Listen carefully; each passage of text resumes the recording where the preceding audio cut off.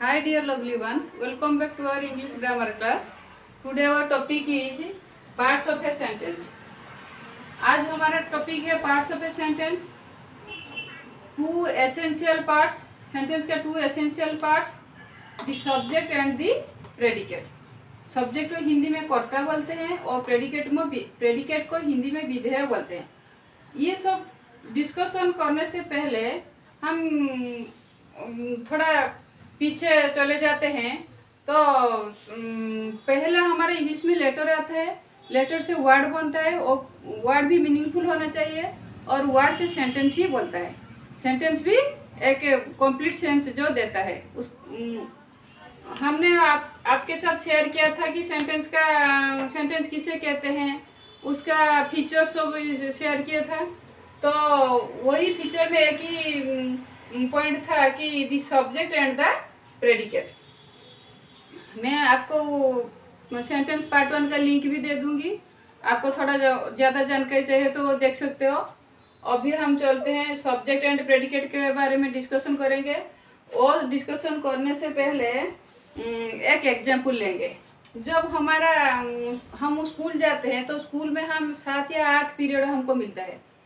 तो वही जो पीरियड आता है टीचर लिखते हैं कि सब्जेक्ट मैथ।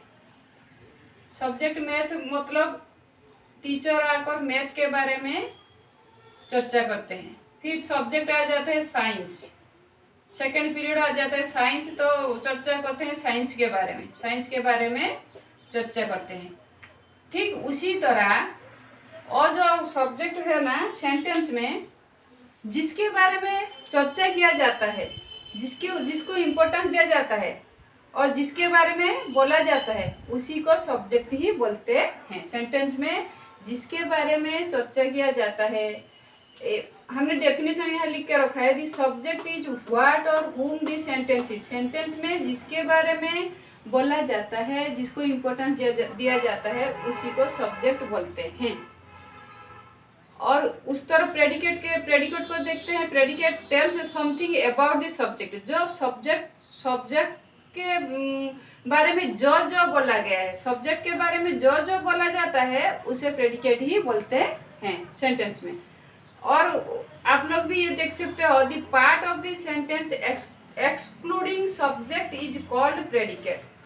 सब्जेक्ट को छोड़कर सेंटेंस में और जितना हिस्सा है उसे प्रेडिकेट बोलते हैं, और जो हिस्सा है सेंटेंस में उसे प्रेडिकेट बोलते हैं। और यहाँ सब्जेक्ट पॉइंट 1, सब्जेक्ट में भी ए सिंगल वर्ड और more than a word. Subject एक ही वर्ड हो सकता है या एक से ज्यादा वर्ड भी हो सकता है। और दूसरी तरफ प्रेडिकेट में भी ए सिंगल वर्ड और मोर वर्ड्स।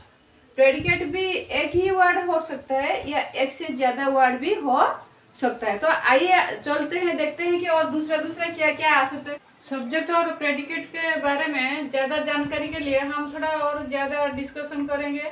और point number 2, if the subject is a single word it must be a noun और ए प्रोनाउन। अगर सब्जेक्ट में एक सिंगल वर्ड आता है तो ये निश्चित रूप से एक नाउन और प्रोनाउन ही होगा। और इसको हेड वर्ड भी हम कह सकते हैं। नाउन और प्रोनाउन को भी हम हेड वर्ड भी कह सकते हैं। सब्जेक्ट का हेड वर्ड को बोला जाता है। इस तरह प्रेडिकेट को देखेंगे तो if the predicate is a single word it must be a verb. अगर प्रेडिकेट में एक सिंगल वर्ड आता है तो इस जरूर ये एक वर्ब ही होगा। और इसको भी हेड वर्ड भी हम प्रेडिकेट का हेड वर्ड भी बोल सकते हैं। हमने यहाँ लिख कर रखा है the head word of the predicate must be a verb. और इस तरफ सब्जेक्ट को देखेंगे, the subject appears at the beginning, middle और at the last part of a sentence. Subject हमेशा बिगिनिंग में ही नहीं रह सकता, वो कभी कभी मिडिल में भी, सेंटेंस के मिडिल में भी रह सकता है और सेंटेंस के लास्ट पार्ट में भी हम सब्जेक्ट को देखने को मिलता है हमको। तो चलते हैं, देखते हैं कुछ एग्जाम्पल लेकर। तो कैसे ये सब वो जो हमने पॉइंट सब डिस्कशन किया है वो कैसे हम एग्जाम्पल लेकर उसको साबित करेंगे यही सब्जेक्ट है और वही प्रेडिकेट है। तो जल्दी से जानकारी पाने के लिए हम कुछ इम्पोर्टेंट टिप्स आपके साथ शेयर करेंगे। How to identify a subject. First, to subject को हम कैसे आइडेंटिफाई करेंगे, इसका हिंदी मीनिंग है सब्जेक्ट को हम कैसे आइडेंटिफाई करेंगे। First, to separate subject and predicate of a sentence, first we identify the verb of the sentence. पहले सेंटेंस में वर्ब को आइडेंटिफाई करो। ये जो लिखा हुआ है ना, आइडेंटिफाई द वर्ब, इसको मन में रख लो और आप रिमेम्बर करो। Identify the verb of the sentence. First आप लोगों का फर्स्ट काम है identify the verb. Then put a question using who और what with the verb. Who और व्हाट प्लस वर्ब, वर्ब को लगा के हु और व्हाट क्वेश्चन पुट करो और जो आंसर मिलेगा वही सब्जेक्ट होगा। The answer will be the subject. Who verb को लगा के हु और व्हाट लगा के क्वेश्चन पुट करना, हु और व्हाट प्लस वर्ब, जो आंसर होगा वही सेंटेंस का सब्जेक्ट ही होगा। Then the rest part of the sentence will be the predicate. ये जल्दी से आप लोग जल्दी से ऐसे करोगे तो जल्दी से आइडेंटिफाई कर पाओगे। तो हम इसके लिए हमने एक एग्जांपल लिया, राम इज ईटिंग, राम खा रहा है। तो क्वेश्चन ईटिंग को लगा के यह वर्ब को कौन सा, ईटिंग, इज ईटिंग, ये तो हेल्पिंग वर्ब और ये मेन वर्ब। तो इसको लगा के हम क्वेश्चन पुट करेंगे, हु इज ईटिंग, कौन खा रहा है। और जब कौन लगा के क्वेश्चन पुट करना है और क्या लगा के भाग के साथ ये दोनों लगा के किसी एक कौन प्लस भाग और क्या प्लस भाग, ये दोनों लगा के क्वेश्चन पुट करोगे, जो आंसर मिलेगा वही सब्जेक्ट होगा। Then rest part will be the predicate. इधर हमने आंसर लिख दिया राम, दिस सब्जेक्ट। आंसर कौन सा आया, who is eating, Ram, answer आया राम, राम इज ईटिंग, तो सब्जेक्ट हुआ Ram. Then rest word is eating हुआ predicate. Okay, then example number 2 पे आएंगे। The pen is on the table, table के ऊपर पेन रखा हुआ है। तो इसको क्या लगा के क्वेश्चन पूछेंगे, भार्ब यहाँ इज हुआ मेन भार्ब, यहाँ मेन भार्ब कौन आता है, इज, यहाँ मेन भार्ब पर काम करता है। तो इज को लगा के हम क्वेश्चन पूछेंगे, हु और व्हाट लगा के प्लस भार्ब, हु और व्हाट भार्ब को क्वेश्चन पूछेंगे हु और व्हाट लगा के। देन जो आंसर आएगा वही सब्जेक्ट होगा। What is on the table, वो जो मेन भार्ब यहाँ इज प्लेइंग करता है ना, मेन भार्ब का रूप लेता है। तो इसको लगा के हम व्हाट लगा के क्वेश्चन पूछ दिया, व्हाट इज, क्या है। तो आंसर क्या होगा, the pen, what is on the table, the pen is on the table, तो यहाँ दी पेन सब्जेक्ट हुआ।